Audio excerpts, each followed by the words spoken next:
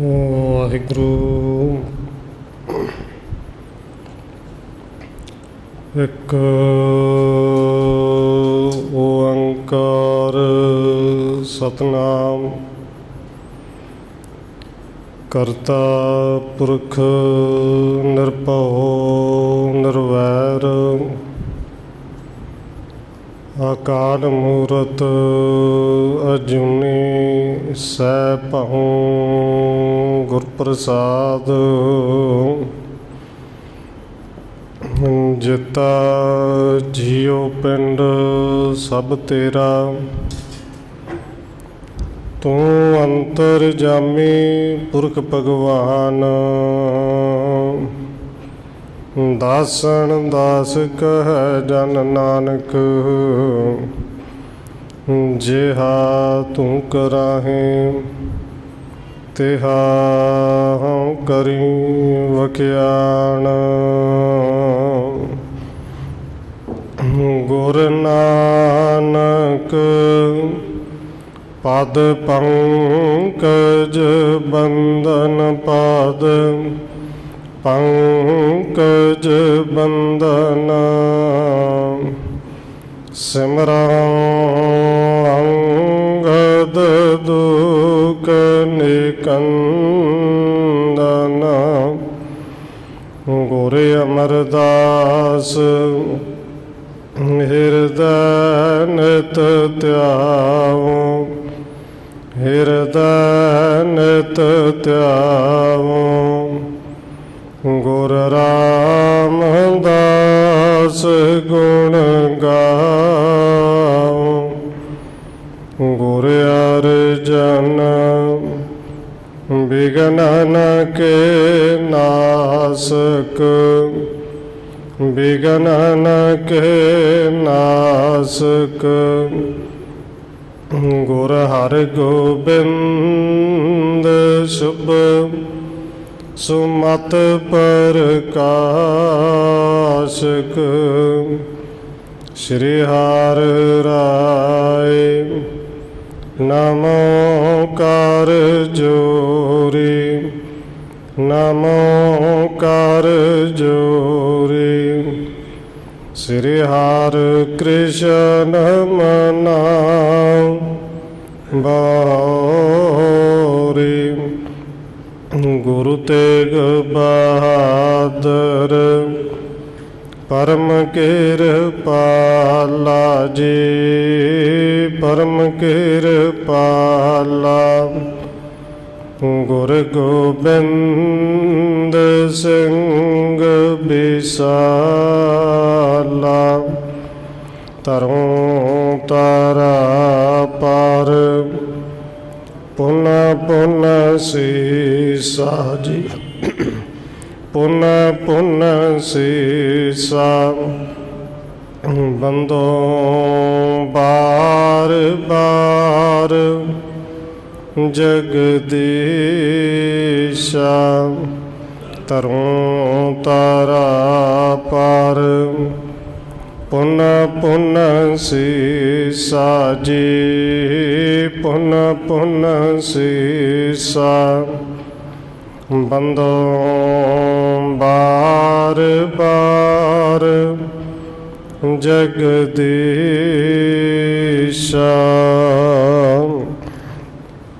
ਜਿਸ ਮਹਿ ਅੰਮ੍ਰਿਤ ਗਿਆਨ ਹੈ, ਮਾਣਕ ਭਗਤ ਬੈਰਾਗ। ਸ਼੍ਰੀ ਗੁਰੂ ਗ੍ਰੰਥ ਸਾਹਿਬ ਉਦਦ, ਬੰਦੋ ਕਰ ਅਨੁਰਾਗ। ਏਕ ਓੰਕਾਰ ਸਤਿਗੁਰੂ ਜੇ ਪ੍ਰਸਾਦ ਸਚ ਹੋਏ। ਵਾਹਿਗੁਰੂ ਜੀ ਕੀ ਫਤਿਹ ਹੈ, ਬਿਘਨ ਬਿਨਾਸਨ ਸੋਏ। ਏਕ ਓੰਕਾਰ ਸਤਿਗੁਰੂ ਜੇ ਪ੍ਰਸਾਦ ਸਚ ਹੋਏ। ਵਾਹਿਗੁਰੂ ਜੀ ਕੀ ਫਤਿਹ ਹੈ, ਬਿਘਨ ਬਿਨਾਸਨ ਸੋਏ। ਵਾਹਿਗੁਰੂ ਜੀ। श्री अर्जन प्रथिया तब आयव, महादेव तह आन बिठायव। वृद्ध आदिक सिख जे समुदाय, सकल हकार तह चल आए। परम सन्मानयोग सतगुरु चवर छतर तखत दे मालिक हाजरा हजूर जाहरा जहूर शब्द गुरु जुगों जोगा टल सतगुरु धन श्री गुरु ग्रंथ साहिब महाराज सच्चे पातशाह जी की पावन पवित्र हजूरी अंदर जुड़ बैठे सतसंगी जनों, आप जी वड्डे भागां वाले हो जो सत्कारयोग धन माता राजकौर जी के पावन अस्थान गुरुद्वारा मंजी साहिब विखे शामां दे दीवाना दियां हाजरियां भर रहे हो। आओ रोज़ाना की तरह धन गुरु अर्जन देव महाराज जी की चल रही लड़ीवार इतिहास कथा के नाल अगलेरी सांझ पाउण तो पहला असीस बख्शिश करो जी। रसना नूं करो पवित्र, जितने भी जुड़ बैठे हो लवाओ हाजरी, आखो जी वाहिगुरू जी का खालसा वाहिगुरू जी की फतेह। श्री अर्जन प्रथिया तब आयव, महादेव तह आन बिठायव। कविराज कवि संतोख सिंह जी अगे लिख रहे हैं कि जिवें पिछले प्रकरणों में आप जी ने सरवण किया सी, धन गुरु रामदास महाराज जी के पावन शरीर का संस्कार किया गया, अंगीठे नूं संभालिया गया। उस तो बाद प्रथिया आया है तो गोविंदवाल साहब आउंदियां नाल उन्हें पहली गल कही कि अर्जन देव जी ने गुरु पिता जी नूं जहर दे के मार दिता है। और उत्थे बाबा मोहरी जी ने समझाया, बाबा महादेव जी ने समझाया कि प्रीति चंद वड्डे भरा जी, इवें दे बोल बोलने नहीं चाहिए। दूर दूर तो सिख आए ने, संगतां आईयां ने, ते तुहाडे इन्हां बोलां नूं हमेशा उन्होंने याद करना है। प्रथिया उदों किसी तरह चुप होया, 13 दिन निकले। हुण 13वें दिन जदों दस्तार सजाउणी है और बाबा मोहरी जी ने पावन बचन कहे कि दस्तार गुरु धन गुरु रामदास महाराज जी का बचन सी, गुरता गद्दी आप दे के गए ने। इस करके जिहड़ी नानके परिवार वालों दस्तार दी जानी वो भी गुरु अर्जन देव जी नूं ही देनी चाहिए। और बाबा बुढ़ा साहब जी ने इस गल नूं ठीक ठहराया। बौली साहब के नेड़े वड्डा दीवान लगा है तो अगे कवि संतोख सिंह जी लिख रहे हैं, उत्थे धन गुरु अर्जन देव जी आए, उत्थे प्रथिया भी आया, बाबा महादेव भी आया। बड़े सत्कार दे नाल सब नूं बिठाया गया। वृद्ध आदिक सिख जे समुदाय, सकल हकारे तह चले आए। उत्थे बाबा बुढ़ा साहब जी आए, जिन्ने होर सिख सन वो आए, सतगुरु जी दे सारे परिवार आए, बेदियां दे परिवार आए, त्रिणां दे विचों वो परिवार आए। और बाबा मोहरे जी, बाबा मोहन जी वो तो उत्थे सन। सारे परिवार इकट्ठे हुए ने। कहे ओ मोहरे बड़ बच लिका, चाहिए सबन लखे तह निका। बाबा मोहरे जी फिर भरी संगत विच कहंदे ने कि भाई जिहड़े गुरु साहब के बचन ने ना, वो एक वड्डी पत्थर की लकीर है कि जो गुरु साहब ने बचन कहे ने वो सानू बिल्कुल सारे नू चाहिए है कि चंगी तरह बचन समझ भी लैन, उन्होंने फिर मन भी लेना। अब जिम मत होवै सब ही का, उचित जान करी है शुभ टिका। ते बाबा मोहरे जी को सारी सिख संगत तो आग्ञा लेंदे ने और बड़े ढंग दे नाल बचन करते हैं। पहलों क्या कि गुरु साहब के बचन सब नूं चेते करने चाहिए ने, पत्थर की लकीर समझ के सारे नूं मनने चाहिए ने। ਤੇ ਬਾਬਾ ਮੋਹਰੀ ਜੀ ਸਾਰੀ ਸੰਗਤ ਨੂੰ ਕਹਿੰਦੇ ਨੇ ਹੁਣ ਜਿਵੇਂ ਸਾਰੀ ਸੰਗਤ ਦੀ ਸਹਿਮਤੀ ਹੋਵੇ, ਜੇ ਸਾਰੀ ਸੰਗਤ ਆਗਿਆ ਕਰੇ ਤੇ ਜਿਵੇਂ ਆਗਿਆ ਕਰੇ ਉਵੇਂ ਉਚਿਤ ਜਾਣ ਕੇ ਕਾਰਜ ਕਰੀਏ। ਸ੍ਰੀ ਅਰਜਨ ਦੇਵ ਜੀ ਨੂੰ, ਗੁਰੂ ਅਰਜਨ ਦੇਵ ਜੀ ਨੂੰ ਦਸਤਾਰ ਸਜਾਈਏ। ਸਿੱਖ ਸੇਵਕ ਸੁਣ ਬੰਦੇ ਸਾਰੇ, ਜਿਮ ਆਛੋ ਤਿਮ ਕਰੋ ਉਚਾਰੇ। ਕਹਿੰਦੇ ਉੱਥੇ ਜਿੰਨੇ ਸਿੱਖ ਸਨ, ਜਿੰਨੇ ਸੇਵਕ ਸਨ, ਜਿੰਨੇ ਸਾਕ ਸੰਬੰਧੀ ਆਏ ਸਨ, ਸਾਰਿਆਂ ਨੇ ਇੱਕੋ ਆਵਾਜ਼ ਵਿੱਚ ਕਿਹਾ ਕਿ ਬਾਬਾ ਮੋਹਰੀ ਜੀ ਜਿਵੇਂ ਤੁਹਾਨੂੰ ਚੰਗਾ ਲੱਗੇ ਉਵੇਂ ਤੁਸੀਂ ਹੁਕਮ ਕਰੋ, ਉਵੇਂ ਦਾ ਕਾਰਜ ਕਰੋ ਜਿਵੇਂ ਗੁਰੂ ਸਾਹਿਬ ਜੀ ਹੁਕਮ ਕਰ ਗਏ ਨੇ। ਸੁਣ ਪ੍ਰਿਥਿਆ ਨ ਹੈ ਸਕਿਓ ਸਹਾਰਾ, ਖੁਣ ਸਿਓ ਮੁਖ ਤੇ ਕਰਤ ਉਚਾਰਾ। ਹੁਣ ਸਾਰੀ ਸੰਗਤ ਦੀ ਸਹਿਮਤੀ ਜਦੋਂ ਦੇ ਦਿੱਤੀ ਕਿ ਜਿਵੇਂ ਧੰਨ ਗੁਰੂ ਰਾਮਦਾਸ ਜੀ ਹੁਕਮ ਕਰ ਗਏ ਨੇ, ਜਿਵੇਂ ਬਾਬਾ ਮੋਹਰੀ ਜੀ ਤੁਸੀਂ ਕਹਿ ਰਹੇ ਹੋ ਇਸੇ ਤਰ੍ਹਾਂ ਕਰੋ। ਸੁਣ ਕੇ ਪ੍ਰਿਥਿਆ ਜਿਹੜਾ ਬੜਾ ਸੜਿਆ, ਬੜੇ ਖੁੰਦਕ ਵਿੱਚ ਆਇਆ। ਸੋ ਮਤਵੰਤ ਤੁਮ ਕਿਉਂ ਨਾ ਵਿਚਾਰੋ, ਅਧਿਕਾਰੇ ਕੋ ਹੇਰ ਉਚਾਰੋ। ਕਹਿੰਦੇ ਉਦੋਂ ਬਾਬਾ ਪ੍ਰਿਥੀ ਚੰਦ ਵੀ ਉੱਠ ਕੇ ਖਲੋ ਗਿਆ, ਸਾਰੀ ਸੰਗਤ ਨੂੰ ਕਹਿੰਦਾ ਹੈ ਕਿ ਤੁਸੀਂ ਸਾਰੇ ਸਿਆਣੇ ਹੋ, ਬਜ਼ੁਰਗ ਹੋ, ਤੁਮ ਕਿਉਂ ਨਾ ਵਿਚਾਰੋ, ਤੁਸੀਂ ਇਸ ਵਿਚਾਰ ਦੀ ਗੱਲ ਕਿਉਂ ਨਹੀਂ ਵਿਚਾਰਦੇ, ਕਿਉਂ ਨਹੀਂ ਕਿ ਅਧਿਕਾਰੀ ਕੋ ਹੇਰ ਉਚਾਰੋ। ਜਿਹੜਾ ਅਧਿਕਾਰੀ ਹੈ, ਜਿਹੜਾ ਹੱਕਦਾਰ ਹੈ, ਪਿਤਾ ਤੋਂ ਬਾਅਦ ਜਿਹੜੀ ਦਸਤਾਰ ਹੈ ਵੱਡੇ ਪੁੱਤਰ ਦੀ ਹੁੰਦੀ ਹੈ, ਸਾਰੇ ਤੁਹਾਨੂੰ ਪਤਾ ਹੈ, ਸਭ ਜਾਣਦੇ ਹੋ। ਕਰੇ ਕ੍ਰੋਧ ਜੇ ਪਿਤ ਕਹਿ ਦੀਨੋ, ਬੜੋ ਅਲਪ ਕਿਮ ਹੈ ਚਿਤ ਚੀਨੋ।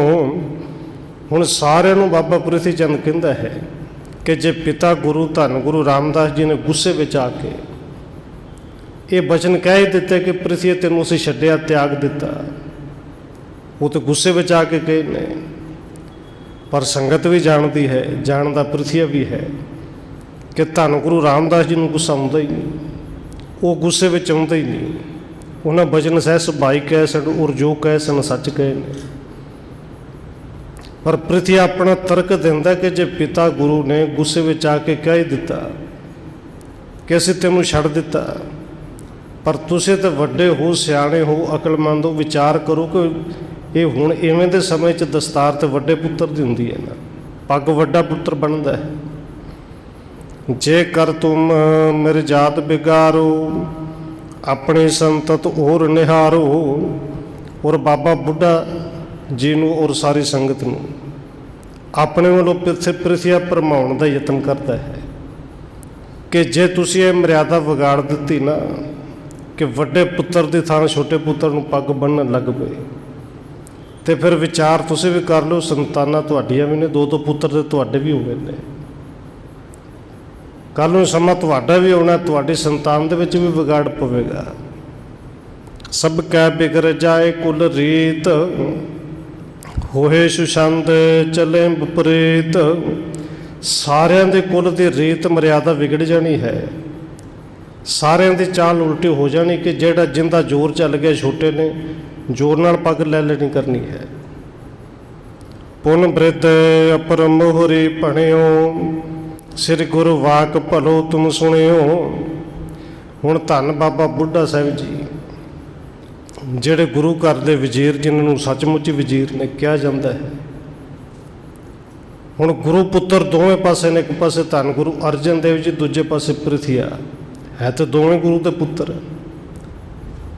ਕਿਉਂਕਿ ਉਹ ਜਿਹੜੀ ਪਦਵੀ ਬਾਬਾ ਬੁੱਢਾ ਸਾਹਿਬ ਨੂੰ ਮਿਲੀ ਨਾ, ਉਹ ਐਵੇਂ ਨਹੀਂ ਸੀ ਮਿਲ ਗਈ। ਅਸਲ ਵਿੱਚ ਅਸੀਂ ਗ੍ਰੰਥੀ ਸਿੰਘ ਜਿੰਨੇ ਨੇ ਹੈ ਤੇ ਬਾਬਾ ਬੁੱਢਾ ਸਾਹਿਬ ਜੀ ਦੀ ਥਾਂ 'ਤੇ ਉਹਨਾਂ ਦੇ ਵਾਰਿਸ, ਪਰ ਸਿੱਖਿਆ ਜ਼ਰੂਰ ਲੈਣੀ ਚਾਹੀਦੀ ਹੈ। ਉੱਥੇ ਬਾਬਾ ਬੁੱਢਾ ਸਾਹਿਬ ਜੀ ਚਾਹੁੰਦੇ ਤੇ ਗੋਲਮੇਲ ਗੱਲ ਕਰ ਜਾਂਦੇ ਕਿ ਇਹ ਵੀ ਗੁਰੂ ਪੁੱਤਰ, ਇਹ ਵੀ ਗੁਰੂ ਪੁੱਤਰ, ਮੈਂ ਸਾਰਿਆਂ ਦਾ ਸਾਂਝਾ, ਕਿ ਮੈਂ ਵਿੱਚ ਗੱਲ ਕਿਉਂ ਕਰਾਂ। ਪਰ ਬਾਬਾ ਬੁੱਢਾ ਸਾਹਿਬ ਜੀ ਸਭ ਤੋਂ ਪਹਿਲਾਂ ਉੱਠ ਕੇ ਬੋਲੇ ਕਿ ਨਹੀਂ, ਜੋ ਸੱਚ ਹੈ ਬਸ ਉਹੀ ਸੱਚ ਹੈ। ਔਰ ਬਾਬਾ ਬੁੱਢਾ ਸਾਹਿਬ ਜੀ ਕਹਿੰਦੇ ਨੇ, ਪ੍ਰਿਥੀ ਚੰਦ ਗੁਰੂ ਸਾਹਿਬ ਦੇ ਬਚਨ ਤੂੰ ਚੰਗੀ ਤਰ੍ਹਾਂ ਤੂੰ ਵੀ ਸੁਣੇ ਨੇ, ਸਮਝੇ ਤੂੰ ਵੀ ਨੇ। ਹਮ ਤੋਂ ਨ ਹੈ ਉਲੰਘਤ ਹੈ ਸਕ ਹੈ, ਅਪਰ ਕਰਨ ਤੱਕ ਕਹਿ ਸਭ ਜਕ ਹੈ। ਬਾਬਾ ਬੁੱਢਾ ਸਾਹਿਬ ਜੀ ਤੇ ਬਾਬਾ ਮੋਹਰੀ ਜੀ ਦੋਵੇਂ ਕਹਿੰਦੇ ਨੇ ਕਿ ਪ੍ਰਿਥੀ ਚੰਦ ਗੁਰੂ ਸਾਹਿਬ ਦੇ ਬਚਨਾਂ ਨੂੰ ਅਸੀਂ ਤਾਂ ਨਹੀਂ ਉਲੰਘ ਸਕਦੇ। ਗੁਰੂ ਸਾਹਿਬ ਦੇ ਬਚਨਾਂ ਨੂੰ ਮੋੜਨ ਦੀ ਸਾਡੇ ਵਿੱਚ ਤੇ ਕੋਈ ਤਾਕਤ ਨਹੀਂ। ਦੁਨੀਆ ਭਾਵੇਂ ਇੱਧਰ ਦੀ ਉੱਧਰ ਹੋ ਜਾਏ, ਜੇ ਗੁਰੂ ਸਾਹਿਬ ਜੀ ਨੇ ਗੁਰਤਾ ਗੱਦੀ ਆਪ ਦਿੱਤੀ ਹੈ ਤੇ ਦਸਤਾਰ ਤੇ ਗੁਰੂ ਅਰਜਨ ਦੇਵ ਜੀ ਨੂੰ ਹੀ ਬੰਨੀ ਜਾਏਗੀ। ਇਮ ਕਹਿ ਪਾਗ ਹਾਥ ਮਹਿਲੀਨ, ਸ੍ਰੀ ਅਰਜਨ ਕੋ ਦੋਨੋਂ ਦੇਨ। ਕਹਿੰਦੇ ਇਸ ਤਰ੍ਹਾਂ ਕਹਿ ਕੇ ਬਾਬਾ ਬੁੱਢਾ ਸਾਹਿਬ ਜੀ ਨੇ ਪੱਗ ਹੱਥ ਵਿੱਚ ਲਈ, ਬਾਬਾ ਮੋਹਰੀ ਜੀ ਨੇ ਲਈ, ਕਿਉਂਕਿ ਦੋ ਪੱਗਾਂ ਨੇ। ਇੱਕ ਉਹ ਜਿਹੜੀ ਨਾਨਕੇ ਪਰਿਵਾਰ ਵੱਲੋਂ ਦਿੱਤੀ ਜਾਂਦੀ ਹੈ ਤੇ ਦੂਸਰੀ ਉਹ ਹੈ ਜਿਹੜੀ ਗੁਰਤਾ ਗੱਦੀ ਦੀ ਦਸਤਾਰ ਬਾਬਾ ਬੁੱਢਾ ਸਾਹਿਬ ਜੀ ਨੇ ਦੇਣੀ ਹੈ। ਦੋਵੇਂ ਦਸਤਾਰਾਂ ਹੱਥ ਵਿੱਚ ਲਈਆਂ, ਧੰਨ ਗੁਰੂ ਅਰਜਨ ਦੇਵ ਜੀ ਦੇ ਹੱਥ ਵਿੱਚ ਰੱਖ ਦਿੱਤੀਆਂ। ਮ੍ਰਿਦਲ ਸੁਭਾਉ ਪਿਤਾ ਅਨੁਕੂਲਾ, ਹਰਕ ਸ਼ੋਗ ਕੋ ਨਾਸਿਓ ਮੂਲਾ। ਕਹਿੰਦੇ ਧੰਨ ਗੁਰੂ ਅਰਜਨ ਦੇਵ ਜੀ ਉਹ ਗੁਰੂ ਜਿਹੜੇ ਬੜੇ ਕੋਮਲ ਸੁਭਾਅ ਦੇ ਨੇ, ਜਿਨ੍ਹਾਂ ਅੰਦਰ ਖੁਸ਼ੀ, ਗਮੀ, ਦੁੱਖ, ਸੁੱਖ, ਈਰਖਾ, ਦਵੈਸ਼ ਨਾਂ ਦੀ ਕੋਈ ਚੀਜ਼ ਹੀ ਨਹੀਂ, ਜਿਹੜੇ ਇੱਕ ਹੀ ਰਸ ਵਿੱਚ ਰਹਿੰਦੇ ਨੇ। ਕਰਿਓ ਵਿਚਾਰ ਪਾਗ ਮੈਂ ਕਿਆ ਹੈ, ਮਿਟਤ ਨ ਕਿਮ ਜੋ ਪਿਤਾ ਕਿਆ ਹੈ। ਕਹਿੰਦੇ ਧੰਨ ਗੁਰੂ ਅਰਜਨ ਦੇਵ ਜੀ ਨੇ ਵਿਚਾਰ ਕੀਤੀ ਕਿ ਪੱਗ ਦੇ ਵਿੱਚ ਕੀ ਹੈ। ਇਹ ਪ੍ਰਿਥੀਆ ਪੱਗ ਦੇ ਪਿੱਛੇ ਰੌਲਾ ਕਿਉਂ ਪਾਉਂਦਾ ਹੈ? ਇਹ ਪੱਗ ਸਿਰਫ 5 ਗਜ਼ ਦਾ ਇੱਕ ਕੱਪੜਾ ਹੀ ਨਹੀਂ। ਜੇ ਇਹ ਕੱਪੜਾ ਲੈ ਵੀ ਜਾਏਗਾ ਤਾਂ ਫਿਰ ਕੱਪੜੇ ਵਿੱਚ ਕੀ ਹੈ? ਕਿਉਂਕਿ ਜਿਹੜੀ ਬਖਸ਼ਿਸ਼ ਗੁਰੂ ਪਿਤਾ ਨੇ ਧੰਨ ਗੁਰੂ ਰਾਮਦਾਸ ਜੀ ਨੇ ਕਰ ਦਿੱਤੀ ਹੈ, ਉਹਨੂੰ ਤਾਂ ਕੋਈ ਨਹੀਂ ਲਿਜਾ ਸਕਦਾ, ਉਹਨੂੰ ਤਾਂ ਕੋਈ ਨਹੀਂ ਮੇਟ ਸਕਦਾ। ਤਿਨ ਕੀ ਬਖਸ਼ਿਸ਼ ਸਦਾ ਸਥਿਰ ਹੈ, ਸੀਨੇ ਜਾਏ ਨਾ ਲਗ ਤਸਕਰ ਹੈ। ਧੰਨ ਗੁਰੂ ਅਰਜਨ ਦੇਵ ਮਹਾਰਾਜ ਜੀ ਵਿਚਾਰ ਕਰਦੇ ਨੇ ਉਹ ਬਖਸ਼ਿਸ਼ ਸਦਾ ਟਿਕੀ ਰਹਿਣ ਵਾਲੀ ਹੈ, ਸਥਿਰ ਹੈ। ਉਹਨੂੰ ਕੋਈ ਧੱਕੇ ਨਾਲ ਖੋਹ ਨਹੀਂ ਸਕਦਾ, ਉਹਨੂੰ ਕੋਈ ਚੋਰ ਚੁਰਾ ਨਹੀਂ ਸਕਦਾ, ਕੋਈ ਡਾਕਾ ਨਹੀਂ ਮਾਰ ਸਕਦਾ। ਕੋਟ ਉਪਾਏ ਕਰੇ ਨਹਿ ਜਾਏ, ਜੋ ਕਰਤੇ ਦੇਨ ਸਰੰਗ ਲਾਏ। ਜੋ ਕਰਤੇ ਨੇ ਅਕਾਲ ਪੁਰਖ ਵਾਹਿਗੁਰੂ ਨੇ, ਧੰਨ ਗੁਰੂ ਰਾਮਦਾਸ ਜੀ ਨੇ ਰੰਗ ਲਾ ਦਿੱਤੇ ਨੇ। ਤਾਂ ਕਿਸੇ ਯਤਨ ਦੇ ਨਾਲ ਵੀ ਉਹ ਤੇ ਕੋਈ ਖੋਹ ਨਹੀਂ ਸਕਦਾ, ਲਿਜਾ ਨਹੀਂ ਸਕਦਾ। ਨਾਹਕ ਕਲੈ ਉਠਾਵੇਂ ਕਾਹੇ, ਐਵੇਂ ਵਿਚਾਰ ਕਰਕੇ ਚਿਤ ਮਾਹੇ। ਤੇ ਐਵੇਂ ਫਜ਼ੂਲ ਵਿੱਚ ਖਾਮ ਖਾਈ ਕਲੇਸ਼ ਕਿਉਂ ਪਾਉਣਾ ਹੈ, ਝਗੜਾ ਕਿਉਂ ਕਰਨਾ ਹੈ, ਇਹ ਪ੍ਰਿਥੀ ਚੰਦ ਕਲੇਸ਼ ਕਰਦਾ ਕਿਉਂ ਹੈ? ਇਹ ਵਿਚਾਰ ਕਰਕੇ ਸਤਿਗੁਰੂ ਧੰਨ ਗੁਰੂ ਅਮਰਦਾਸ ਜੀ ਨੇ ਬੜੇ ਮਿੱਠੀ ਆਵਾਜ਼ ਦੇ ਵਿੱਚ ਬਚਨ ਕਹੇ। ਪਾਗ ਕਹਿ ਬੰਦਾ ਜੁਗ ਹਾਥ, ਸਮਚਿਤ ਨਿਤ ਸ੍ਰੀ ਅਰਜਨ ਨਾਥ। ਦੋਵੇਂ ਪੱਗਾਂ ਧੰਨ ਗੁਰੂ ਅਰਜਨ ਦੇਵ ਜੀ ਦੇ ਹੱਥ ਵਿੱਚ ਨੇ। ਹੱਥ ਵਿੱਚ ਪੱਗਾਂ ਫੜ ਕੇ ਧੰਨ ਗੁਰੂ ਅਰਜਨ ਦੇਵ ਮਹਾਰਾਜ ਜੀ ਨੇ ਬਚਨ ਕੀਤੇ, ਜਿਹੜੇ ਸਦਾ ਹੀ ਇੱਕ ਬਿਰਤੀ ਦੇ ਵਿੱਚ ਰਹਿੰਦੇ ਨੇ। ਕਹਿਤ ਭਏ ਬਡ ਭਰਾਤ ਹਮਾਰੇ, ਹਮ ਅਵਲੰਬ ਰਹਿ ਸਦਾ ਤੁਮਾਰੇ। ਧੰਨ ਗੁਰੂ ਅਰਜਨ ਦੇਵ ਜੀ ਕਹਿੰਦੇ ਨੇ ਭਰਾ ਜੀ ਤੁਸੀਂ ਸਾਡੇ ਵੱਡੇ ਭਰਾ ਹੋ, ਤੇ ਛੋਟੇ ਭਰਾ ਤੇ ਰਹਿੰਦੇ ਵੱਡੇ ਭਰਾਵਾਂ ਦੇ ਸਹਾਰੇ ਤੇ ਨੇ। ਤੇ ਜੇ ਤੁਸੀਂ ਵੱਡੇ ਭਰਾ ਹੋ ਤੇ ਕੋਈ ਗੱਲ ਨਹੀਂ।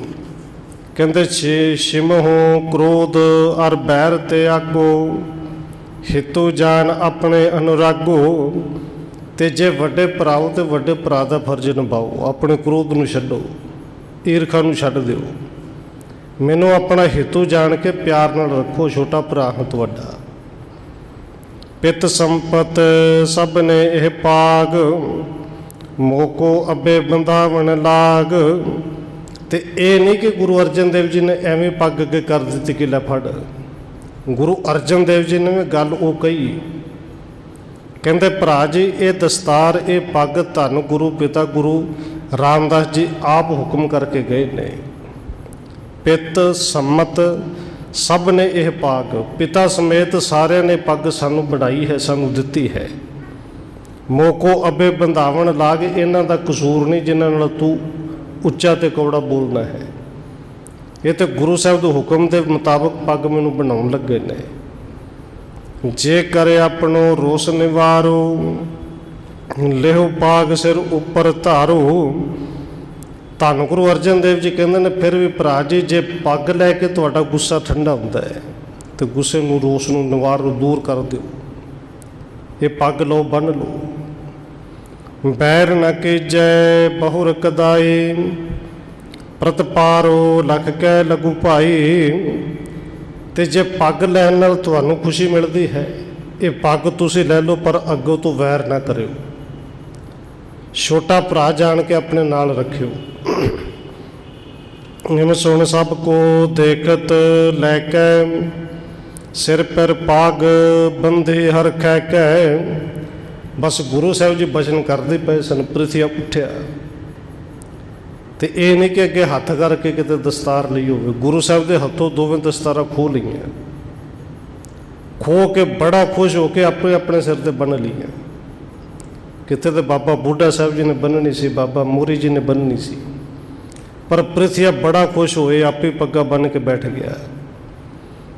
ਮਾਨਿਓ ਮਨ ਮਹਿ ਮੈਂ ਗੁਰ ਭਇਓ, ਨਿਜ ਅਧਿਕਾਰ ਵਿਚਾਰਤ ਲਿਓ। ਕਿਉਂਕਿ ਪ੍ਰਿਥੀਆ ਜਿਵੇਂ ਦੀ ਸੋਚ ਹੈ, ਉਹ ਸਮਝਦਾ ਕਿ ਗੁਰਤਾ ਗੱਦੀ ਕੇਵਲ 5 ਮੀਟਰ ਕੱਪੜੇ ਦੀ ਮੁਤਾਜ ਹੈ। ਇਹ ਤਾਂ ਸਤਿਕਾਰ ਸੀ। ਪੱਗ ਬੰਨ੍ਹ ਕੇ ਸੋਚਦਾ, ਹੁਣ ਤੇ ਮੈਂ ਗੁਰੂ ਬਣ ਗਿਆ, ਗੁਰੂ ਦੀ ਪੱਗ ਮੈਂ ਬੰਨ੍ਹ ਲਈ। ਤੂਸ਼ਣ ਰਹੇ ਦੇਖ ਕ੍ਰਿਤ ਤਾਹੀ, ਅਰਜਨ ਗੁਰੂ ਲਖੇ ਮਨ ਮਾਹੀ। ਹੁਣ ਧੰਨ ਗੁਰੂ ਅਰਜਨ ਦੇਵ ਸੱਚੇ ਪਾਤਸ਼ਾਹ ਹੀ ਸਾਰਾ ਕੁਝ ਜਾਣਦੇ ਨੇ ਕਿ ਨਾਲੇ ਪੱਗ ਬੰਨ੍ਹਦਾ, ਨਾਲੇ ਖੁਸ਼ ਹੋ ਰਿਹਾ ਹੈ, ਤੇ ਨਾਲੇ ਅੰਦਰ ਹੰਕਾਰ ਦੇ ਵਿੱਚ ਆ ਕੇ ਸਮਝ ਰਿਹਾ ਕਿ ਮੈਂ ਗੁਰੂ ਬਣ ਗਿਆ। ਪਰ ਧੰਨ ਗੁਰੂ ਅਰਜਨ ਦੇਵ ਜੀ ਸਾਰਾ ਕੁਝ ਜਾਣ ਕੇ ਵੀ ਬਿਲਕੁਲ ਚੁੱਪ ਰਹੇ। ਪੁਨੇ ਆਪਣੇ ਆਪਣੇ ਸਭ ਥਾਨ, ਕਰੇ ਸਰਾਹਣ ਗੁਣਨ ਮਹਾਨ। ਫਿਰ ਸਾਰੇ ਉੱਠ ਕੇ ਆਪੋ ਆਪਣੇ ਟਿਕਾਣੇ 'ਤੇ ਚਲੇ ਗਏ, ਘਰਾਂ ਨੂੰ ਚਲੇ ਗਏ। ਹੁਣ ਪ੍ਰਿਥੀਆ ਨੇ ਪੱਗ ਬੰਨ੍ਹੀ ਹੈ, ਔਰ ਪਿੱਛੇ ਸਾਰੇ ਇਤਿਹਾਸ ਸਾਹਿਬ ਜੀ ਸਰਵਣ ਕਰਕੇ ਆਏ। ਜਦੋਂ ਗੁਰਤਾ ਗੱਦੀ ਮਿਲਦੀ ਹੈ, ਸਾਰੀ ਸਿੱਖ ਸੰਗਤ ਨਮਸਕਾਰਾਂ ਵੀ ਕਰਦੀ ਹੈ, ਆਪਣੇ ਵੱਲੋਂ ਜਥਾਯੋਗ ਭੇਟਾ ਵੀ ਰੱਖਦੀ ਹੈ।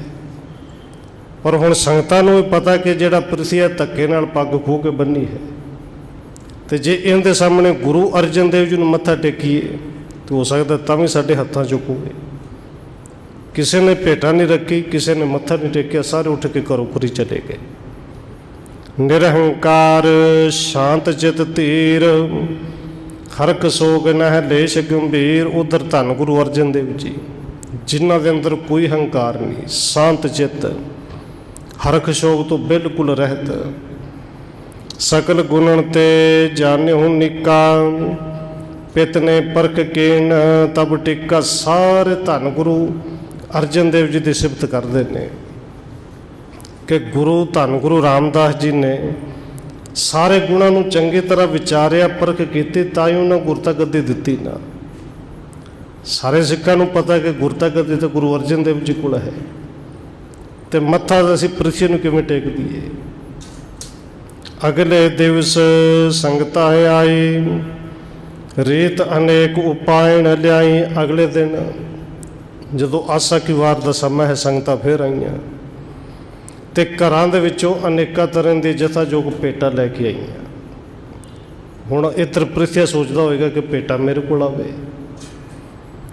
ਸਭ ਬ੍ਰਿਤੰਤ ਸੋ ਨਿਰਣੈ ਕੀਨ, ਸ੍ਰੀ ਅਰਜਨ ਕੋ ਸਤਿਗੁਰ ਚੀਨ। ਜਿਹੜੀਆਂ ਸੰਗਤਾਂ ਬਾਹਰੋਂ ਆਈਆਂ ਉਹਨਾਂ ਵੀ ਸਾਰਾ ਕੁਝ ਸੁਣਿਆ, ਸਾਰੇ ਬਿਰਤਾਂਤ ਨੂੰ ਸੁਣ ਕੇ ਉਹਨਾਂ ਵੀ ਨਿਰਣਾ ਇੱਕੋ ਹੀ ਕੀਤਾ ਕਿ ਗੁਰਤਾ ਗੱਦੀ ਤੇ ਗੁਰੂ ਅਰਜਨ ਦੇਵ ਜੀ ਨੂੰ ਮਿਲੀ ਹੈ ਨਾ, ਦਸਤਾਰ ਨਹੀਂ ਦਿੱਤੀ ਤੇ ਨਾ ਸੀ। ਬ੍ਰਿੰਦ ਅਕੋਰਨ ਅਰਪਿਆ ਗਾਰੀ, ਸਭ ਸੰਗਤ ਨੇ ਬੰਧਨ ਧਾਰੀ। ਕਹਿੰਦੇ ਜਿੱਥੇ ਪ੍ਰਿਥੀਆ ਦੀਵਾਨ ਲਾ ਕੇ ਬੈਠਾ ਸੀ, ਸੰਗਤ ਉੱਧਰ ਗਈ ਨਹੀਂ, ਇਕੱਲੇ ਬੈਠਾ ਰਹਿ ਗਿਆ। 2-4 ਨਾਲ ਚੇਲੇ ਬੈਠੇ ਸਨ। ਸਾਰੀ ਸੰਗਤ ਗਈ, ਧੰਨ ਗੁਰੂ ਅਰਜਨ ਦੇਵ ਜੀ ਦੇ ਚਰਨਾਂ ਵਿੱਚ ਭੇਟਾ ਰੱਖੀ, ਨਮਸਕਾਰ ਕੀਤੀ। ਬੋਨੋ ਕਾਮਨਾ ਪਾਵਨ ਕਰਹੀ, ਰਾਮਦਾਸ ਗੁਰ ਇਹ ਨਹਰਹੀ। ਤੇ ਜਿਹੜੇ ਸਿੱਖ ਨੇ ਉਹ ਧੰਨ ਗੁਰੂ ਅਰਜਨ ਦੇਵ ਜੀ ਤੇ ਗੁਰੂ ਰਾਮਦਾਸ ਜੀ ਵਿੱਚ ਬਿਲਕੁਲ ਨਹੀਂ ਫਰਕ ਜਾਣਦੇ ਕਿ ਇਹ ਧੰਨ ਗੁਰੂ ਰਾਮਦਾਸ ਜੀ ਨੇ, ਇਹ ਧੰਨ ਗੁਰੂ ਨਾਨਕ ਸਾਹਿਬ ਜੀ ਨੇ। ਇੰਨੀ ਭਾਵਨਾ ਨਾਲ ਜਿਨ੍ਹਾਂ ਨੇ ਫਿਰ ਮੱਥਾ ਟੇਕਿਆ, ਉਹਨਾਂ ਦੀਆਂ ਮਨੋਕਾਮਨਾ ਪੂਰੀਆਂ ਕਿਉਂ ਨਾ ਹੋਣ। गुरु साहब के दर्शन करके अंदर शांति मिली। हेर हजारन धन को आयब, जरियो न पृथ्या जरियो रिसायब। क्योंकि गुरता गद्दी जदों मिलती है फिर सिख संगतां आम नालों ज़्यादा आउंदियां ने और बहुत ज़्यादा आउंदियां ने। जथायोग जिहड़ी भेटा है वो भी अपनी समर्था तो वध लैके आउंदियां ने। हुण पृथ्वी ने देखा कि इक्को दिन हज़ारां रुपइयां दा धन गुरु अर्जन देव जी कोल आ गया। मेरे को रुपया एक भी नहीं आया, वेख के सड़ बल गया। रहो उपाय करत बहु तेरे, को सिख सेवक गयो न नेरे। इन्हें अपने चेलियां नूं भी भेजे, अपने जेडे मसंद ने उन्होंने अगे खड़ा किया कि जेडे भेटा लैके आउंदे ने इधर नूं भेजो कि अर्जन देव गुरु ने गुरु प्रसिया है। पर सिखां ने निर्णय किया सी और सब तो वड्डी गल कि जिथे बाबा बुढ़ा साहब जी खड़े ने सिखां नूं भरोसा सी कि गुरु ते ही ने। जिथे बाबा बुढ़ा साहब जी नमस्कार करते हैं गुरु तो उही ने। उधर उन्हें उपा बड़े किते, चारे बड़े किते, पर उपा चलिया कोई नहीं। दिवसे आगले पुन सिखे आए, देख प्रथम ज्यों तिन अर पाए। हुण अगले दिन फिर सिख संगतां होर आईयां, क्योंकि जिन्होंने पता लग्या दूरों दूरों नवीं नवीं संगतां दर्शन करने वास्ते आउंदियां ने। अगले दिन में भेटावां अर्पण कीतियां। दूर दूर के संगत आवें, श्री अर्जन को शीस नवावें। दूर दूर तो सिख संगतां आउंदियां ने। सतगुरु धन गुरु अर्जन देव के चरणों में भेटा रख के नमस्कार करदियां ने। कितक दिवस देखत दुख होवत, अपनो महा अनादर जोवत। कई दिन वेखदा रहा, दुखी हुंदा रहा कि मेरे कोल कोई आउंदा ही नहीं। हुण पृथ्वी ने मन दे विच विचार कीते कि मेरा तो इत्थे रह के बड़ा वड्डा अनादर हुंदा है। मैं अपने आप दे विच गुरु बन के बैठा और गुरु कोल भेटा ही कोई ना आवे, ये तो बेइज्जती बड़ी है। दोष मोहरी आदक केरा, वृद्ध आदक सिख केर कनेरा। और पृथ्वी फिर विचार करता है, अपने नाल दे चेलियां नूं कहंदा है कि ये सारा दे सारा दोष मोहरी जी दा है। ये है तो साडा मामा, पर दोष सारा ही इहदा है। क्योंकि सिखां नूं कहंदा किधर आओ, वृद्ध आदक सिख केर कनेरा। होर बाबा बुढ़ा साहब जी ये सारे गुरु अर्जन देव जी का प्रचार करते हैं कि गुरु अर्जन देव जी ने जगत हृदय न है चलत उपाय, मोट एक भेट एक न है आई। अंदरों अंदर सड़दा बड़ा है, पर हुण करे कि भेटा आई कोई नहीं, रुपया क्यों नहीं आया। कई दिन हो गए। सिख संगत को यह परमावें, श्री अर्जन को कह पुजवावें। और पृथ्वी नाल दे नूं कहंदा कि ये सिख संगतां नूं भरम दे विच पाउंदे ने।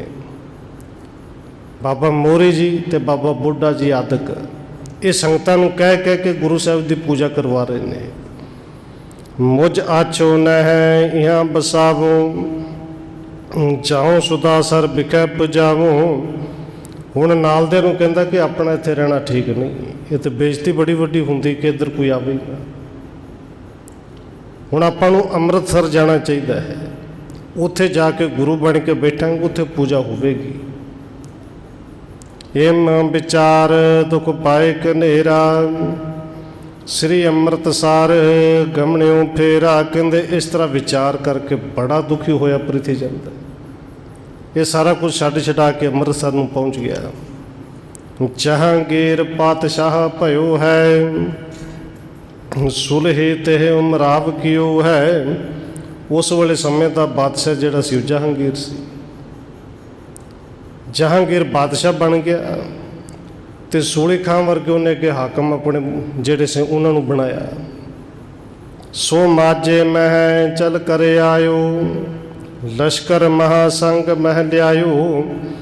कहते उस वेले सूली खां जिहड़ा सी वो माझे वाले इधर आया सी, बड़ी वड्डी लश्कर फौज अपने नाल लेके आया। पृथ्या बिन पूजन दुत चाई, सुलही आवन की सुध पाई। हुण जिहड़ा पृथ्या है दुखी बड़ा सी कि पूजा मेरी हो नहीं रही, गुरु मैनू कोई मनदा नहीं। चिंता विच फसिया होया इन्हें खबर सुनी कि जिहड़ा सूली खान है वो इस पासे नूं आया है। बड़ समाज कर मिलियो सुताहे, वस्ते अमोलक दै करवाहे। ਪ੍ਰਿਥਿਆ ਵੱਡਾ ਸਾਜੋ ਸਮਾਨ ਲੈ ਕੇ ਗਿਆ, ਬਹੁਤ ਵੱਡੀ, ਜਿਹਨੂੰ ਕਹਿੰਦੇ ਨੇ ਕਿ ਮਾਇਆ, ਰਿਸ਼ਵਤ ਕਹਿ ਲਈਏ। ਅਮੋਲਕ ਚੀਜ਼ਾਂ ਭੇਟਾ ਦਿੱਤੀਆਂ, ਆਪਣੇ ਵੱਲੋਂ ਰਿਸ਼ਵਤ ਦਿੱਤੀ ਕਿ ਸਮਾਂ ਆਏਗਾ ਇਸ ਸੂਲੀ ਖਾਂ ਤੋਂ ਮੈਂ ਕੰਮ ਲਵਾਂਗਾ। ਸ੍ਰੀ ਨਾਨਕ ਗਾਦੇ ਪਰ ਹਮ ਹੈ, ਸਗਲ ਮੁਲਕ ਕੇ ਮਾਲਕ ਤੁਮ ਹੈ। ਇਹ ਸੂਲੀ ਖਾਂ ਨੂੰ ਜਾ ਕੇ ਮਿਲਿਆ, ਬਹੁਤ ਸਾਰੀ ਮਾਇਆ ਦੇ ਕੇ ਮਿਲਿਆ ਤੇ ਜਾ ਕੇ ਮਿਲ ਕੇ ਕਹਿੰਦਾ ਕਿ ਧੰਨ ਗੁਰੂ ਨਾਨਕ ਸਾਹਿਬ ਦੀ ਗੱਦੀ 'ਤੇ ਅਸੀਂ ਬੈਠੇ ਹਾਂ। ਆਪਣੇ ਆਪ ਨੂੰ ਕਹਿੰਦਾ ਕਿ ਮੈਂ ਬੈਠਾ ਹਾਂ, ਮੈਂ ਜਗਤ ਦਾ ਗੁਰੂ ਹਾਂ, ਤੁਸੀਂ ਜਗਤ ਦੇ ਮਾਲਕ ਹੋ, ਤੁਸੀਂ ਬਾਦਸ਼ਾਹ ਹੋ, ਸਗਲ ਮੁਲਕ ਕੇ ਮਾਲਕ ਤੁਮ ਹੋ। ਮੁਲਾਕਾਤ ਕੀਨਸ ਚਿਤ ਚਹਿਕੈ, ਬਣੇ ਸਹਾਇਕ ਕਬ ਇਮ ਲਹਿਕੈ। ਕਹਿੰਦੇ ਇਸ ਤਰ੍ਹਾਂ ਜਾ ਕੇ ਮੁਲਾਕਾਤ ਕੀਤੀ ਕਿ ਮੈਂ ਗੁਰੂ ਹਾਂ, ਤੁਸੀਂ ਬਾਦਸ਼ਾਹ ਹੋ। ਤੇ ਚਿੱਤ ਵਿੱਚ ਇਹ ਵਿਚਾਰਿਆ ਕਿ ਸਮਾਂ ਆਏਗਾ, ਬਣੇ ਸਹਾਇਕ ਕਬ ਇਮ ਲਹਿਕੈ, ਕਿ ਜਦੋਂ ਕਦੇ ਲੋੜ ਪਵੇਗੀ ਫਿਰ ਸੂਲੀ ਖਾਂ ਮਦਦ ਤੇ ਕਰੇਗਾ, ਕਿਉਂਕਿ ਇੰਨੀ ਰਿਸ਼ਵਤ ਦਿੱਤੀ ਹੈ, ਇੰਨੇ ਰੁਪਈਏ ਪੈਸੇ ਦਿੱਤੇ ਨੇ, ਆਪਣੇ ਵੱਲੋਂ ਤੇ ਭੇਟਾ ਕਹਿ ਕੇ ਦਿੱਤੀ। ਸੁਣ ਸੁਲਹੀ ਨੇ ਬਹੁ ਸਨਮਾਨਾ, ਸ੍ਰੀ ਨਾਨਕ ਜਗ ਪੀਰ ਮਹਾਨਾ। ਤੇ ਜਦੋਂ ਪ੍ਰਿਥੀਆ ਨੇ ਕਿਹਾ ਕਿ ਧੰਨ ਗੁਰੂ ਨਾਨਕ ਸਾਹਿਬ ਦੀ ਗੱਦੀ 'ਤੇ ਅਸੀਂ ਬਿਰਾਜਮਾਨ ਹੋਏ ਹਾਂ, ਪੰਜਵਾਂ ਗੁਰੂ ਮੈਂ ਹਾਂ, ਕਹਿੰਦੇ ਸੂਲੀ ਖਾਂ ਨੇ ਉਦੋਂ ਬੜੀ ਸਿਫਤ ਕੀਤੀ ਕਿ ਧੰਨ ਗੁਰੂ ਨਾਨਕ ਸਾਹਿਬ ਜੀ ਉਹ ਤਾਂ ਸਾਡੇ ਵੀ ਪੀਰ ਨੇ, ਉਹ ਤਾਂ ਜਗਤ ਪੀਰ ਨੇ, ਪੀਰਾਂ ਦੇ ਪੀਰ ਸਨ। ਨਿਜ ਮੁਰਾਦ ਹਮ ਤੁਮ ਤੇ ਪਾਵੈ, ਕਰੇ ਬੰਦਗੇ ਸੇਵ ਰਿਝਾਵੈ। ਤੇ ਸੂਲੀ ਖਾਨ ਕਹਿੰਦਾ ਜੇ ਉਸ ਧੰਨ ਗੁਰੂ ਨਾਨਕ ਸਾਹਿਬ ਦੀ ਗੱਦੀ 'ਤੇ ਤੁਸੀਂ ਹੋ ਤੇ ਫਿਰ ਆਪਣੇ ਮਨ ਦੀ ਮੁਰਾਦ ਅਸੀਂ ਤੁਹਾਡੇ ਤੋਂ ਮੰਗ ਕੇ ਪ੍ਰਾਪਤ ਕਰਾਂਗੇ, ਤੁਹਾਡੀ ਬੰਦਗੀ ਕਰਾਂਗੇ, ਤੁਹਾਨੂੰ ਨਮਸਕਾਰ ਕਰਾਂਗੇ। ਇਮ ਕਹਿ ਤਿੰਨ ਤੁਰੰਗ ਇੱਕ ਦੀਨਾ, ਰਜਤ ਸਿੰਗਰਤ ਸੁੰਦਰ ਜ਼ੀਨਾ। ਪ੍ਰਿਥੀ ਚੰਦ ਨੇ ਤੇ ਆਪਣੇ ਵੱਲੋਂ ਰੁਪਈਏ ਪੈਸੇ ਦਿੱਤੇ ਸਨ, ਪਰ ਸੂਲੀ ਖਾਨ ਨੂੰ ਇਹ ਨਹੀਂ ਪਤਾ ਕਿ ਗੁਰਤਾ ਗੱਦੀ 'ਤੇ ਕੌਣ ਹੈ, ਕਿਉਂਕਿ ਪ੍ਰਿਥੀ ਨੇ ਦੱਸਿਆ ਮੈਂ ਹਾਂ, ਤੂੰ ਮੰਨ ਲਿਆ। ਇਹ ਜਾਣ ਕੇ ਕਿ ਧੰਨ ਗੁਰੂ ਨਾਨਕ ਸਾਹਿਬ ਜੀ ਦੀ ਗੱਦੀ 'ਤੇ ਨੇ, ਪ੍ਰਿਥੀ ਚੰਦ ਨੇ ਇੱਕ ਬੜਾ ਸੋਹਣਾ ਅਰਬੀ ਘੋੜਾ ਜਿਹੜਾ ਉਹ ਭੇਟਾ ਕੀਤਾ, ਰਜਤ ਸਿੰਗਰਤ ਸੁੰਦਰ ਜ਼ੀਨਾ। ਐਨ ਸ਼ਿੰਗਾਰਿਆ ਹੋਇਆ ਗਹਿਣਿਆਂ ਨਾਲ, ਸੋਹਣੀ ਉੱਤੇ ਕਾਠੀ ਹੈ ਜਿਹੜੀ ਪਾ ਕੇ ਭੇਟਾ ਵਜੋਂ ਦਿੱਤੀ। ਅਰਪ ਦਰਬ ਅਰਪਿਓ ਕੁਛ ਆਗੇ, ਹਿਤ ਕਰ ਮਿਲੇ ਅੰਗ ਸੰਗ ਲਾਗੇ।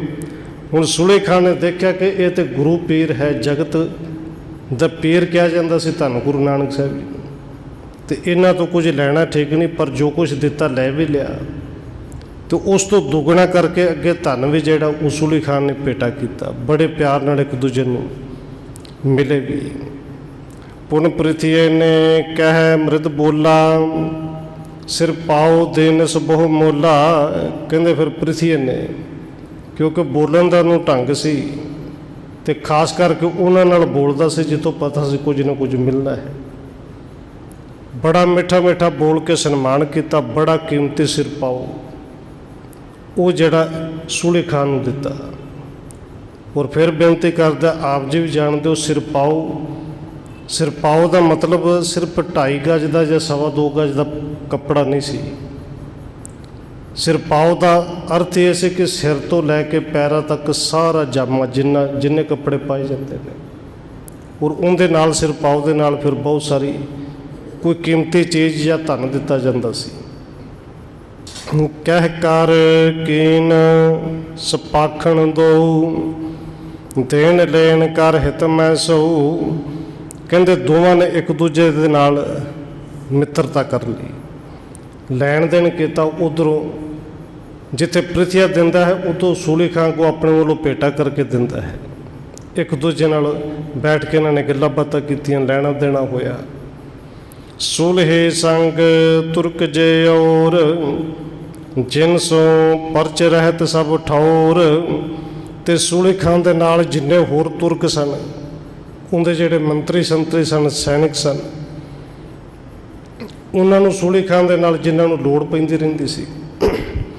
ਹਿਤੂ ਹੁਤੇ ਤਿਨ ਕੋ ਤਿਸ ਕਾਲਾ, ਸਿਰ ਪਾਓ ਅਰ ਦਰਬ ਵਿਸਾਲਾ।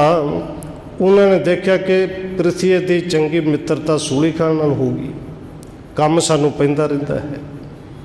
ਉਹਨਾਂ ਨੇ ਪ੍ਰਿਥੀ ਚੰਦ ਨੂੰ ਬੜੇ ਕੀਮਤੀ ਸਿਰਪਾਓ ਦਿੱਤੇ, ਬਹੁਤ ਸਾਰਾ ਧਨ ਦਿੱਤਾ ਕਿ ਕਦੇ ਲੋੜ ਪਵੇਗੀ ਪ੍ਰਿਥਵੀ ਦੇ ਰਾਹੀਂ ਕੰਮ ਕਰਾਵਾਂਗੇ। ਦੇ ਕਰ ਪ੍ਰਿਥਵੀ ਨੇ ਅਪਨਾਏ, ਲੈ ਕਰ ਸਰਬ ਹਿਰਦੇ ਹਰ ਖਾਏ। ਕਹਿੰਦੇ ਕਈ ਸੂਲੀ ਖਾਨ ਦੇ ਜਿਹੜੇ ਨਾਲ ਸਨ ਮੰਤਰੀ ਸੰਤਰੀ, ਜਿੱਥੇ ਉਹਨਾਂ ਨੇ ਪ੍ਰਿਥਵੀ ਨੂੰ ਕੁਝ ਦਿੱਤਾ, ਪ੍ਰਿਥਵੀ ਨੇ ਅੱਗੋਂ ਉਹਨਾਂ ਨੂੰ ਵੀ ਸਤਿਕਾਰ ਦੇ ਵਜੋਂ ਕੁਝ ਨਾ ਕੁਝ ਦਿੱਤਾ। ਕਰੇ ਸਿਫਤ ਸੁਲਹੀ ਕੇ ਤੀਰ, ਪ੍ਰਿਥੀ ਚੰਦ ਆਸ਼ੋ ਗੁਰ ਪੀਰ। ਕਿਉਂਕਿ ਫਿਰ ਜਿਹੜੇ ਨਾਲ ਚੇਲੇ ਚਮਚੇ ਹੁੰਦੇ ਨੇ, ਉਹਨਾਂ ਨੇ ਚਮਚਾਗਿਰੀ ਤੇ ਕਰਨੀ ਹੁੰਦੀ। ਸੂਲੀ ਖਾਨ ਦੇ ਨਾਲ ਦੇ ਤੇ ਪ੍ਰਿਥਵੀ ਦੇ ਨਾਲ ਦੇ ਸੂਲੀ ਖਾਨ ਦੇ ਕੋਲ ਬੜੀ ਸਿਫਤ ਕਰਦੇ ਨੇ ਪ੍ਰਿਥੀ ਚੰਦ ਦੀ। ਕਹਿੰਦੇ ਪ੍ਰਿਥੀ ਚੰਦ ਆਸ਼ੋ ਗੁਰ ਪੀਰ, ਬੜਾ ਚੰਗਾ ਪੀਰ ਹੈ ਜੀ, ਬੜਾ ਚੰਗਾ ਗੁਰੂ ਹੈ। 3 ਦਿਵਸ ਲੱਗ ਮਿਲਤੇ ਰਹੇ, ਤਬ ਸੂਲਹੀ ਆਦਰ ਕਰ ਚਹੇ। ਕਹਿੰਦੇ ਸੂਲੀ ਖਾਨ 3 ਦਿਨ ਇਸੇ ਤਰ੍ਹਾਂ ਪ੍ਰਿਥਵੀ ਨੂੰ ਮਿਲਦਾ ਰਿਹਾ, ਬੜਾ ਇੱਕ ਦੂਜੇ ਦਾ ਸਤਿਕਾਰ ਕੀਤਾ। ਜੋ ਤੁਵ ਕਾਰਜ ਹੋਏ ਸੋ ਕਰਹੂੰ, ਸੁਧ ਜਬ ਦਿਓ ਸਦਾ ਅਨਸਰਹੂੰ। ਔਰ ਤੀਸਰੇ ਦਿਨ ਜਦੋਂ ਸੂਲੀ ਖਾਨ ਨੇ ਜਾਣਾ ਹੈ, ਜਾਣ ਤੋਂ ਪਹਿਲੋਂ ਕਹਿੰਦਾ ਕਿ ਪ੍ਰਿਥੀ ਚੰਦ ਜੀ ਤੁਸੀਂ ਗੁਰੂ ਹੋ, ਕਿਸੇ ਤਰ੍ਹਾਂ ਦਾ ਕੋਈ ਕੰਮ ਪਵੇ, ਜਦੋਂ ਪਵੇ ਯਾਦ ਜ਼ਰੂਰ ਕਰ ਦਿਓ, ਯਾਦ ਕਰਾ ਦਿਓ, ਕਿਸੇ ਨੇ ਭੇਜ ਦਿਓ, ਤੁਹਾਡਾ ਕੰਮ ਮੈਂ ਜ਼ਰੂਰ ਕਰਾਂਗਾ। ਮਿੱਤਰ ਕਾਜ ਮੈਂ ਆਪਣੋ ਜਾਨੋ, ਜਹਾਂਗੀਰ ਤੇ ਤੂੰ ਸਨਮਾਨੋ। ਕਿਉਂਕਿ ਪ੍ਰਿਥੀ ਚੰਦ ਦੇ ਤੁਹਾਡਾ ਕਾਰਜ ਮੈਂ ਆਪਣਾ ਕਾਰਜ ਹੀ ਸਮਝਾਂਗਾ, ਮੈਂ ਜਹਾਂਗੀਰ ਨੂੰ ਕਹਿ ਕੇ ਵੀ ਤੁਹਾਡਾ ਸਨਮਾਨ ਕਰਵਾਵਾਂਗਾ। ਕਹਿ ਪ੍ਰਿਥਿਆ ਬਖਸ਼ੇ ਗੁਰ ਪੀਰ, ਤੁਮ ਪਰ ਮਮ ਵਿਸ਼ਵਾਸ ਗਹੀਰ। ਹੁਣ ਪ੍ਰਿਥਵੀ ਨੇ ਉਦੋਂ ਫਿਰ ਕਿਹਾ ਕਿ ਨਹੀਂ, ਗੁਰੂ ਨੇ ਮਹਾਰਾਜ ਨੇ ਬੜਾ ਕੁਛ ਬਖਸ਼ਿਆ ਹੈ, ਬੜਾ ਕੁਛ ਦਿੱਤਾ, ਪਰ ਤੇਰੇ ਤੇ ਫਿਰ ਵੀ ਭਰੋਸਾ ਤੂੰ ਕਿਹਾ ਹੈ। ਸਭ ਕਾਰਜ ਕੇ ਲਾਇਕ ਆਪ, ਅਪਰ ਨਹੀਂ ਮੁਝ ਕੋ ਸੰਤਾਪ। ਤੇ ਪ੍ਰਿਥੀ ਚੰਦ ਕਹਿੰਦਾ ਕਿ ਤੁਸੀਂ ਸਾਰੇ ਕਾਰਜ ਦੇ ਕਰਨ ਦੇ ਸਮਰੱਥ ਹੋ, ਕਿਉਂਕਿ ਬਾਦਸ਼ਾਹ ਨੇ ਵੱਡੇ ਮੰਤਰੀ ਬਣਾਇਆ ਹੈ, ਵੱਡੇ ਅਹਿਲਕਾਰ ਬਣਾਇਆ, ਸੂਬਾ ਬਣਾਇਆ ਹੈ, ਸੂਬੇਦਾਰ ਬਣਾਇਆ ਹੈ। ਅਰਜਨ ਅਨੁਜ ਲੈਨ ਅਧਿਕਾਰਾ, ਅਰਪੇ ਧਨ ਸੰਗਤ ਤਿਸ ਸਾਰਾ। ਹੁਣ ਪ੍ਰਿਥਵੀ ਨੇ ਗੱਲ ਕਰਦੇ ਕਰਦੇ ਕਰ ਦਿੱਤੀ। ਕਹਿੰਦੇ ਅਸਲ ਵਿੱਚ ਛੋਟੇ ਭਰਾ ਅਰਜਨ ਨੇ ਮੇਰੇ ਤੋਂ ਮੇਰਾ ਹੱਕ ਖੋਹ ਲਿਆ ਹੈ। ਜਿਹੜੀ ਸੰਗਤ ਨੇ ਮੱਥਾ ਮੈਨੂੰ ਟੇਕਣਾ ਹੈ, ਉਹ ਸੰਗਤ ਜਾ ਕੇ ਮੱਥਾ ਗੁਰੂ ਅਰਜਨ ਦੇਵ ਜੀ ਨੂੰ ਟੇਕਦੀ ਹੈ। ਤੇ ਕੇ ਸੰਗ ਬਾਦ ਹੈ ਮੇਰਾ, ਹੋਏ ਪਰਹੇ ਕਬਹੂ ਬੜ ਚੇਰਾ। ਪ੍ਰਿਥਵੀ ਕਹਿੰਦਾ ਛੋਟੇ ਭਰਾ ਨਾਲ ਮੇਰਾ ਝਗੜਾ ਰਹਿੰਦਾ ਹੈ, ਤੇ ਕਦੇ ਝੰਜਟ ਜ਼ਿਆਦਾ ਵਧਿਆ, ਝਗੜਾ ਜ਼ਿਆਦਾ ਵਧਿਆ। ਤਬ ਮੈਂ ਤੁਮਰੇ ਚਾਹੂੰ ਸਹਾਏ, ਅਪਰ ਨਹੀਂ ਕੋ ਮੁਝ ਦੁਖਦਾਇ। ਉਦੋਂ ਜੇ ਲੋੜ ਪਈ ਤੇ ਸੂਲੀ ਖਾਨ ਜੀ, ਉਦੋਂ ਮੈਂ ਤੁਹਾਡੀ ਸਹਾਇਤਾ ਜ਼ਰੂਰ ਚਾਹਾਂਗਾ, ਨਹੀਂ ਤਾਂ ਹੋਰ ਕਿਸੇ ਤਰ੍ਹਾਂ ਦੀ ਕੋਈ ਲੋੜ ਨਹੀਂ। ਸੂਲੀ ਕਹਿਓ ਨਿਚਿੰਤ ਰਹੀ ਜੈ, ਜਿਮ ਤੁਮ ਚਾਹੋ ਤਥਾ ਕਹਿ ਦੇਜੈ। ਸੂਲੀ ਖਾਨ ਕਹਿੰਦਾ ਕਿ ਪ੍ਰਿਥਵੀ ਚੰਦ ਦੀ ਨਿਸ਼ਚਿੰਤ ਰਹੋ, ਜਿਵੇਂ ਤੁਸੀਂ ਕਹੋਗੇ ਉਵੇਂ ਅਸੀਂ ਕਰ ਦੇਣਾ ਹੈ। ਪਰੇ ਕਾਜ ਕਸ ਤੇਰੋ ਆਏ, ਸਰਬ ਸਵਾਰੋ ਮੈਂ ਥਲ ਲਾਏ। ਕਹਿੰਦੇ ਤੇਰਾ ਕਾਰਜ ਕੋਈ ਵੀ ਕੰਮ ਹੋਵੇਗਾ, ਮੈਂ ਆਪਣੀ ਜਿੰਨੀ ਤਾਕਤ ਹੈ ਸਾਰੀ ਦੀ ਸਾਰੀ ਤਾਕਤ ਲਾ ਕੇ ਕੰਮ ਪਹਿਲੇ ਨੰਬਰ 'ਤੇ ਕਰਾਂਗਾ। ਇਮ ਆਪਸ ਮੈਂ ਕਹਿ ਸੁਣ ਕਰ ਕਹਿ, ਸੂਲੀ ਵਿਦਾ ਭਇਓ ਤਬ ਚਰ ਕਹਿ। ਇਸ ਤਰ੍ਹਾਂ ਆਪਸ ਵਿੱਚ ਕਹਿ ਕੇ ਸੁਣ ਕੇ 3 ਦਿਨ ਇੱਕ ਦੂਜੇ ਨੂੰ ਮਿਲਦੇ ਰਹੇ। ਸੂਲੀ ਖਾਨ ਤੋਂ ਚੜ੍ਹਾਈ ਕਰਕੇ ਅੱਗੇ ਨੂੰ ਚਲਾ ਗਿਆ। ਬਹੁਤ ਧਨ ਖਰਚ ਤੁਰਕ ਅਪਨਾਇਓ, ਨਹਿ ਮੋ ਮੁਸਮ ਕੋ ਅਰਗਰ ਬਾਇਓ।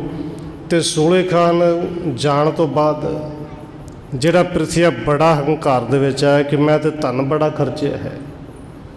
ਕਈ ਹਜ਼ਾਰ ਰੁਪਈਏ ਜਿਹੜੇ ਸੂਲੀ ਖਾਨ ਨੂੰ ਦੇ ਦਿੱਤੇ, ਉਹਨਾਂ ਦੇ ਮੰਤਰੀਆਂ ਸੰਤਰੀਆਂ ਨੂੰ ਦਿੱਤੇ, ਉਹਨਾਂ ਨੂੰ ਅਪਣਾ ਲਿਆ ਹੈ, ਹੁਣ ਮੇਰੀ ਮਦਦ ਕਰਨਗੇ। ਇੱਥੇ ਕਵਿਰਾਜ ਨੇ ਇਹ ਅਧਿਆਇ ਖਤਮ ਕੀਤਾ ਹੈ। ਸੋ ਅਗਲਾ ਅਧਿਆਇ 26 ਨੰਬਰ ਅਧਿਆਇ ਉਹ ਕੱਲ੍ਹ ਤੋਂ ਸ਼ੁਰੂ ਕਰਾਂਗੇ, ਹੋਈਆਂ ਭੁੱਲਾਂ ਦੀ ਖਿਮਾ। ਆਓ 1-2 ਮਿੰਟ ਹੋਰ ਰਸਨਾ ਦੇ ਨਾਲ ਹਾਜ਼ਰੀ ਲਵਾਈਏ, ਫਿਰ ਸਮਾਪਤੀ ਹੈ ਜੀ। ਵਾਹਿਗੁਰੂ ਵਾਹਿਗੁਰੂ ਵਾਹਿਗੁਰੂ ਵਾਹਿਗੁਰੂ।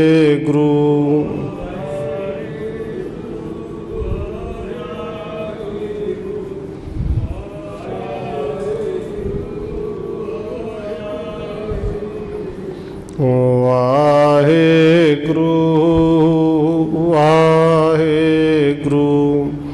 ਵਾਹਿਗੁਰੂ